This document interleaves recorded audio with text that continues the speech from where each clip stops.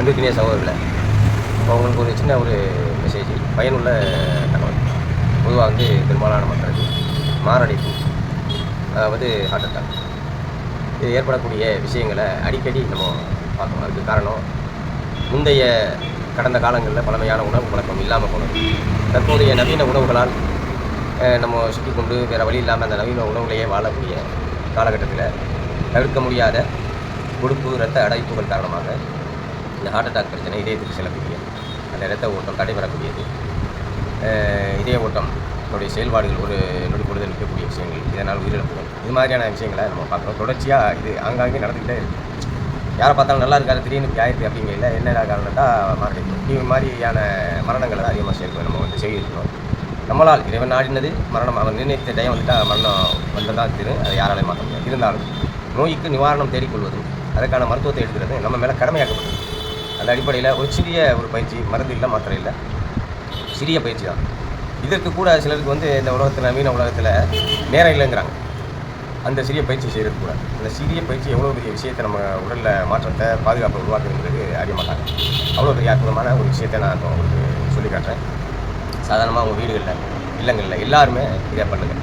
ஒரு 18-20 வயதை கடந்துட்டாலே இந்த மூச்சு பயிற்சி அவசியமாக தேவைப்படுது இன்றைய காலகட்டத்தில். அதனால் ஒரு சின்ன பயிற்சியை சொல்லித்தரேன்.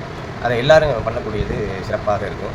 நிறைய விஷயங்களை நம்ம இறைவனுடைய அருளால் சாதிக்கணும். அந்த ஒரு சின்ன ஒரு மூச்சு பயிற்சியை சொல்லித்தரேன்.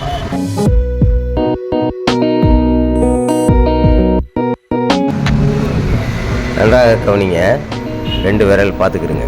இந்த 2 விரல் எப்படி வச்சுருக்குன்னு பாருங்கள். காதுகள், அந்த காதுக்கு இடையில் அந்த விரலை விட்டு நல்லா அழுத்தம் கொடுத்து தேய்க்கணும். சூடு வரணும் அந்த இடத்துல. ஒரு 11 முறை தேய்ச்சிக்கிடுங்க. 2 விரலில் எப்படி தேய்க்கிறதுங்கிறத பார்த்துக்கிடுங்க நல்லா. சரியா? 11 முறை. அதுபோல் இந்த கையை வச்சு இந்த பெரடியில் 11 முறை, அது மாதிரி அந்த கையை வச்சு பெரடியில் ஒரு 11 முறை. ஹீட்டு வரணும். அந்த உள்ளங்கையுடைய நடுப்பகுதியை பாருங்கள், ஜாயிண்ட்டு, அந்த இடத்துல ஒரு 11 முறை. அது மாதிரி இந்த பக்கம் அதே ஜாயிண்டில் ஒரு 11 முறை. ப்ரெஸ்ஸிங்கு, அந்த அடி உழுவணும், அந்த இது வைப்ரேட் ஆகணும். இந்த முறை. இதுக்கடுத்து மூச்சு பயிற்சி. நான் சொல்லக்கூடிய அந்த இதை பாருங்கள். அப்படி மல்லாக்கப்படுத்துக்கிறேங்க. மல்லாக்கப்படுத்திக்கிட்டு மூச்சு பயிற்சி 2 கைகளையும் இதே போல் வச்சுக்கிறேங்க. காலை லைட்டாக அசைவு கொடுத்துட்டு அப்புறம் அமைதியாக வச்சிடணும். நல்லா மூச்சை வாங்கி வேகமாக வாங்கணும். மைல்டாக அந்த மூச்சையே விடணும். இந்த பொசிஷனை பார்த்துக்கிறேங்க.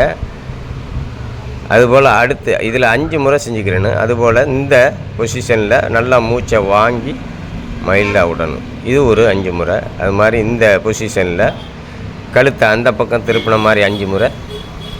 அதுபோல் கழுத்தை இந்த பக்கம் திருப்பின மாதிரி ஒரு 5 முறை. நல்லா மூச்சை வாங்கி மெதுவாக விடணும், வெளியேற்றணும். அதுபோல் இந்த புறம் பழைய நிலைக்கு மறுபடியும் திரும்பிடணும். மல்லாக்கப்படுத்து இந்த நிலையில் 5 முறை. நல்லா மூச்சை வாங்கி மைல்டாக விடணும். இது ஒரு சாதாரண ஒரு பயிற்சி, பெரிய ஒரு ரிஸ்க்கு கிடையாது. எல்லாராலும் செய்ய ஒரு சிறிய சாதாரண விஷயம். தினமும் என்ன ஒரு விசேஷம் போது நம்மளுடைய மிகப்பெரிய பாதிப்புகள், நமக்கே தெரியாமல் இருக்கக்கூடிய அந்த பிரச்சனைகள் மாறுது. அட்டாக்கிலிருந்து நம்மளை பாதுகாத்து கொள்ள வல்ல இறைவன் நல்லொரு புரிவானாக. அஸ்ஸலாமு அலைக்கும்.